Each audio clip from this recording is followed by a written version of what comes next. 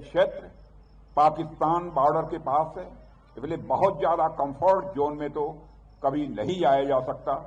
हमें अलर्ट रहना ही होगा। हालांकि अभी कुछ दिन पहले ऑपरेशन सिंदूर के दौरान पाकिस्तान को ठीक ठाक डोज दे दिया गया है।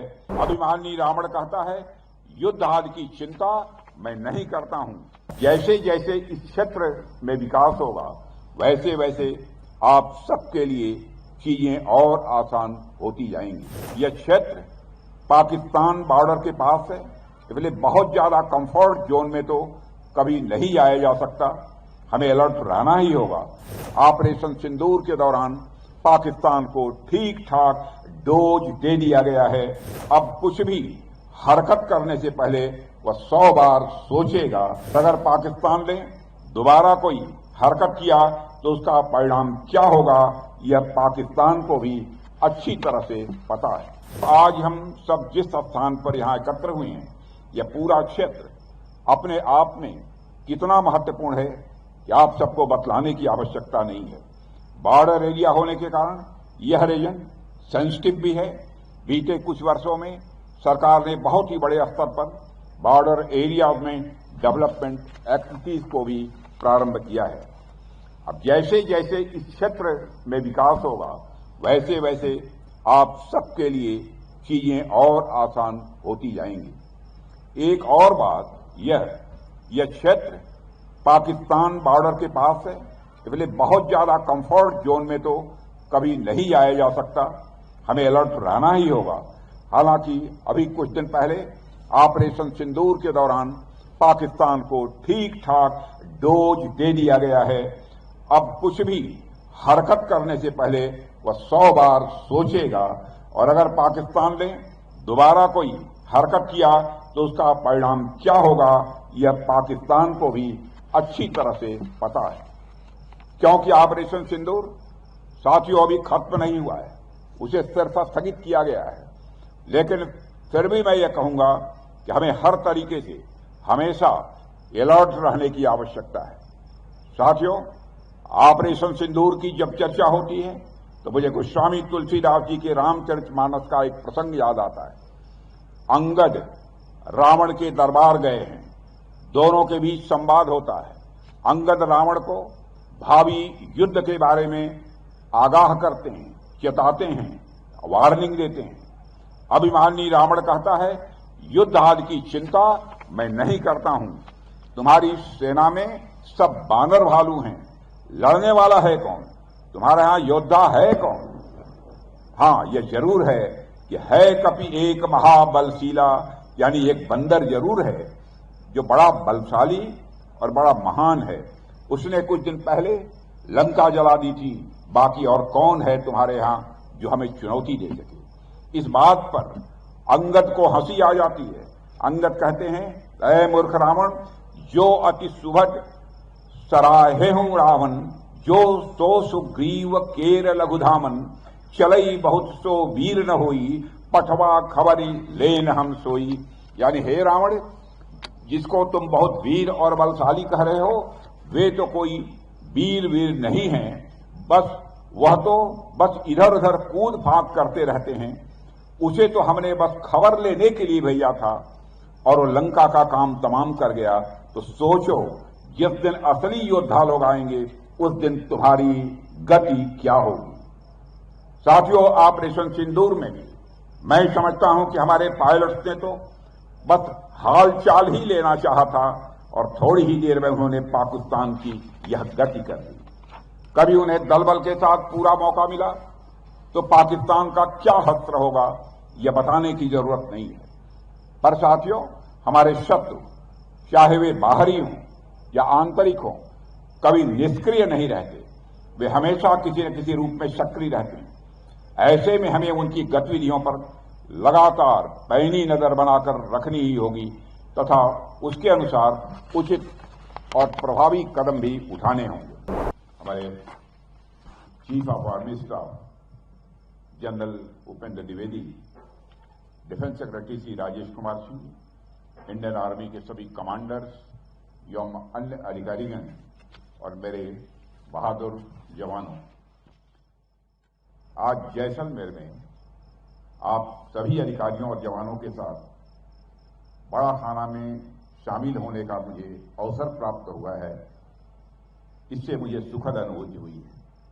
साथियों, मैं तो समय समय पर आप सबसे अलग अलग स्थानों पर मिलता ही रहता हूं, लेकिन बड़ा खाना के माध्यम से आप सबसे मिलना हमें हमेशा हमारे लिए एक विशेष अनुभव होता है। और आज का यह अनुभव भी और भी विशेष इसलिए हो जाता है क्योंकि आज हम सब जैसलमेर की वीर भूमि पर यहां एकत्रित हुए हैं। साथियों, जब भी जैसलमेर का जिक्र आता है तो इस शहर की खूबसूरती और यहां की रेत के साथ साथ यहां की वीरता, यहां की बहादुरी की भी चर्चा होती है। यह वही धरती है जहां 1971 में लोंगेवाला का युद्ध लड़ा गया था। जब पाकिस्तान ने लोंगेवाला बॉर्डर पोस्ट पर आक्रमण किया तो उस समय हमारे सैनिकों की संख्या वहां पर भी काफी कम थी, लेकिन जंग में सिर्फ संख्या मायने नहीं रखती है। हमारे सैनिकों की संख्या भले ही कम रही हो, लेकिन उनके साहस में कोई कमी नहीं थी। जब तक अगली सुबह उन तक मदद नहीं पहुंचाई गई, तब तक उन्होंने पूरी रात लोंगोवाल की चौकी को थामे रखा और फिर जब सुबह हुई तो जैसलमेर से उड़ान भरते हुए भारतीय वायुसेना के बहादुर पायलटों ने दुश्मन की टैंकों की कतारों को राख में बदल दिया। साथियों, जैसलमेर की इस धरती ने ऐसे अनेक पराक्रम देखे हैं। यहां की रेत के एक एक कण हमारे सैनिकों के शौर्य की गवाही देते हैं। ऐसे वीर भूमि पर अपने वीर सैनिकों के साथ बैठकर आज मुझे भोजन करने का अवसर प्राप्त होगा। मैं मानता हूं यह मेरे लिए सम्मान की भी बात है और साथ ही साथ हमारे लिए यह गौरव का भी विषय है। साथियों, आप सब तो जानते ही हैं कि बड़ा खाना की यह परंपरा बहुत ही पुरानी है। यह न जाने कितने सालों से चली आ रही है। इस परंपरा को अब तक चलते रहने का कारण यही है कि यह परंपरा हमें एक संदेश देती है कि हम में से चाहे कोई मंत्री हो, कोई अधिकारी हो, फिर कोई सैनिक हो, हम चाहे किसी पद पर हों, लेकिन अल्टीमेटली हम सभी एक ही परिवार के अंग हैं। बड़ा खाना में आप सबके साथ भोजन करना यह भी संदेश देता है कि हम अपने पद से कहीं बढ़कर एक परिवार हैं। साथियों, दुनिया के अनेक सेनाओं में मेस नाइट्स या रेजिमेंटल डिनर्स जैसी परंपराएं देखने को मिलती हैं। वे भी अपने सैनिकों के बीच एकता, अनुशासन और भाईचारे की भावना को मजबूत करने का ही माध्यम होती हैं। लेकिन भारत का बड़ा खाना उनसे कहीं अलग है, क्योंकि हमारे यहां यह सिर्फ एक परंपरा न होकर हमारी संस्कृति, हमारी सभ्यता और संस्कारों का एक जीवंत प्रतीक है। हमारे यहां सामूहिक भोजन की परंपरा यह बहुत पुरानी है।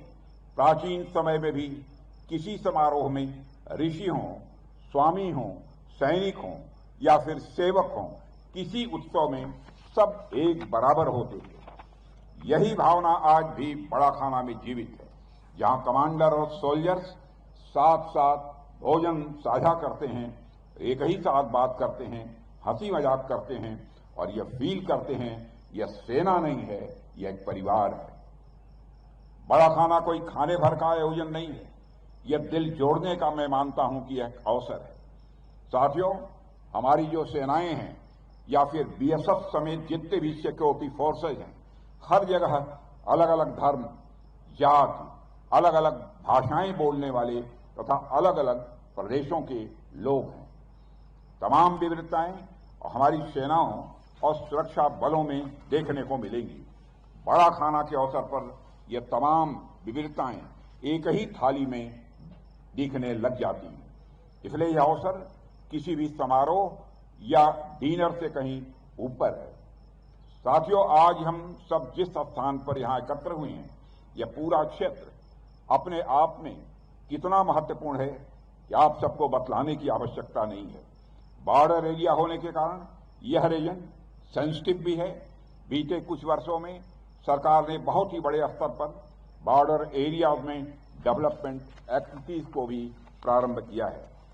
अब जैसे जैसे इस क्षेत्र में विकास होगा, वैसे वैसे आप सबके लिए चीजें और आसान होती जाएंगी। एक और बात, यह क्षेत्र पाकिस्तान बॉर्डर के पास है, इसलिए बहुत ज्यादा कंफर्ट जोन में तो कभी नहीं आया जा सकता, हमें अलर्ट रहना ही होगा। हालांकि अभी कुछ दिन पहले ऑपरेशन सिंदूर के दौरान पाकिस्तान को ठीक ठाक डोज दे दिया गया है।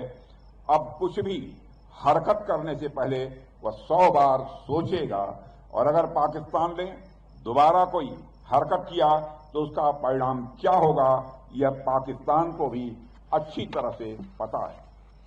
क्योंकि ऑपरेशन सिंदूर साथियों अभी खत्म नहीं हुआ है, उसे सिर्फ स्थगित किया गया है। लेकिन फिर भी मैं यह कहूंगा कि हमें हर तरीके से हमेशा अलर्ट रहने की आवश्यकता है। साथियों, ऑपरेशन सिंदूर की जब चर्चा होती है तो मुझे गोस्वामी तुलसीदास जी के रामचरितमानस का एक प्रसंग याद आता है। अंगद रावण के दरबार गए हैं, दोनों के बीच संवाद होता है। अंगद रावण को भावी युद्ध के बारे में आगाह करते हैं, चेताते हैं, वार्निंग देते हैं। अभिमानी रावण कहता है, युद्ध आदि की चिंता मैं नहीं करता हूं, तुम्हारी सेना में सब बानर भालू हैं, लड़ने वाला है कौन, तुम्हारे यहां योद्धा है कौन? हां, यह जरूर है कि है कपि एक महाबलशीला, यानी एक बंदर जरूर है जो बड़ा बलशाली और बड़ा महान है। उसने कुछ दिन पहले लंका जला दी थी, बाकी और कौन है तुम्हारे यहां जो हमें चुनौती दे सके। इस बात पर अंगद को हंसी आ जाती है। अंगद कहते हैं, ऐ मूर्ख रावण, जो अति सुभग सराहे हूं रावण, जो सो सुग्रीव केर लघुधामन, चलई बहुत सो वीर न होई, पठवा खबरी लेन हम सोई। यानी हे रावण, जिसको तुम बहुत वीर और बलशाली कह रहे हो, वे तो कोई वीर नहीं हैं, वह तो बस इधर उधर कूद फांक करते रहते हैं। उसे तो हमने बस खबर लेने के लिए भेजा था और वो लंका का काम तमाम कर गया। तो सोचो, जिस दिन असली योद्धा लोग आएंगे उस दिन तुम्हारी गति क्या होगी। साथियों, ऑपरेशन सिंदूर में भी मैं समझता हूं कि हमारे पायलट्स ने तो बस हाल चाल ही लेना चाहा था और थोड़ी ही देर में उन्होंने पाकिस्तान की यह गति कर दी। कभी उन्हें दल बल के साथ पूरा मौका मिला तो पाकिस्तान का क्या हश्र होगा, यह बताने की जरूरत नहीं है। पर साथियों, हमारे शत्रु चाहे वे बाहरी हों या आंतरिक हों, कभी निष्क्रिय नहीं रहते, वे हमेशा किसी न किसी रूप में सक्रिय रहते हैं।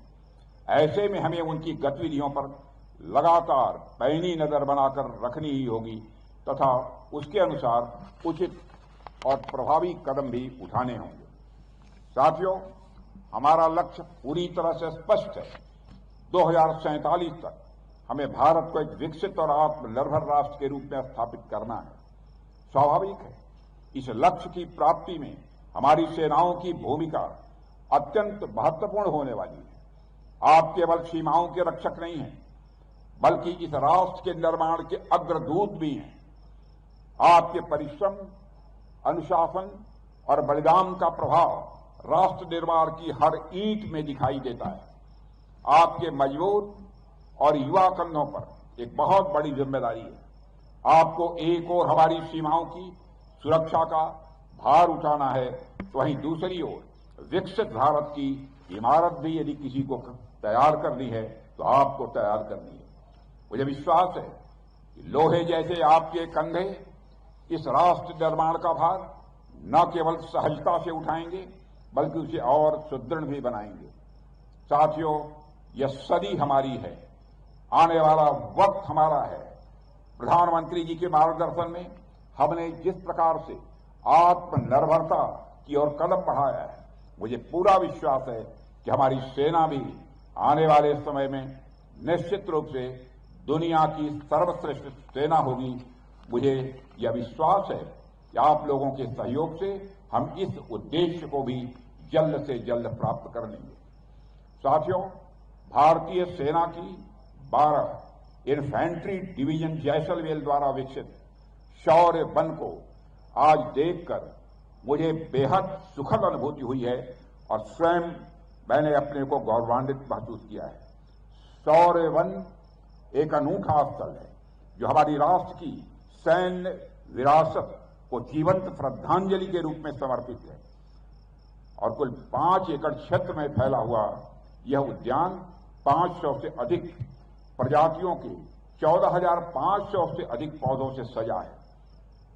इस स्थल को आपने देखा होगा, इसलिए विस्तार पूर्वक इसकी मैं चर्चा नहीं करना चाहूंगा, लेकिन अपने आर्मी चीफ जनरल उपेंद्र जी द्विवेदी से मैं चर्चा कर रहा था कि सचमुच इस प्रकार के कुछ केंद्र हिंदुस्तान के दूसरे राजधानियों में भी अथवा प्रमुख स्थानों पर स्थापित किए जाने चाहिए।